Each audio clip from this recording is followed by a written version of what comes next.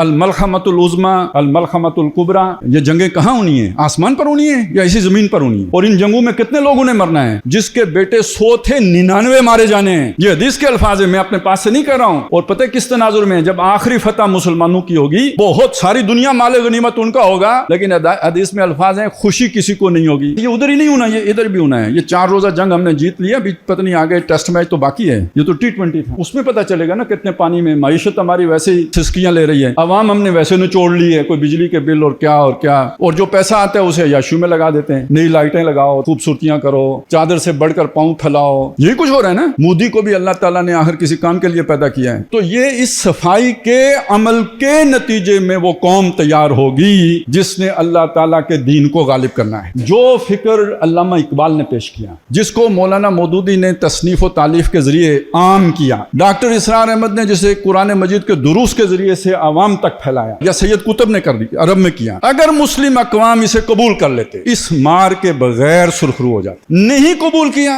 जाना वही है, ये मार खा के जाना है। इस वक्त उम्मत मुस्लिमा की सूरत ये है, 100 साल हो गए ये एयाई फिक्र उम्मत के सामने पेश की गई, उसके हुक्मरानों ने रद्द कर दी। न सिर्फ हुक्मरानों ने रद्द कर दी, उसके नाम नहाद अहले इल्म ने भी रद्द कर दी। अगर ये फिक्र हक है, और हमारा यकीन है हक है, और ये कोई नबी नहीं थे, ठीक है, लेकिन सब मिलके तो एक जमात तो बन जाते हैं। मैंने इसलिए ज्यादा नाम गिनवाए हैं। तो जब उम्मत सब ने मिलकर उस फिक्र को कबूल नहीं किया जो एन कुरानी फिक्र है, तो उसका कोई वबाल भी तो आना है। इत्माम हुज्जत के बाद कोई ना कोई तो उसका नतीजा निकलता है, लेकिन वो जो निकलता है वो बहुत सख्त होता है। वो पूरी की पूरी उम्मत उसकी फेंटी हो जाती है, जड़ कट जाती है। लेकिन यहाँ अल्लाह की रहमत से उम्मीद है कि जो गंद है वो साफ होगा, लेकिन इसी में से वो निकलेंगे कि जो इस फिक्र के हामिल होंगे, और उनके जरिए से कुल आलम पर अल्लाह का दीन गालिब होगा। आ मिलेंगे सीना चाकाने चमन से सीना चाक। हमें अपने तासुबात से जो भी होते हैं ना, मसलकी होते हैं, मैं फलाना हूँ, आप फलाने मसलक से ताल्लुक है, इसी के साथ जोड़ लीजिए सियासी भी होते हैं, नेशनलिज्म भी होता है, कौमियत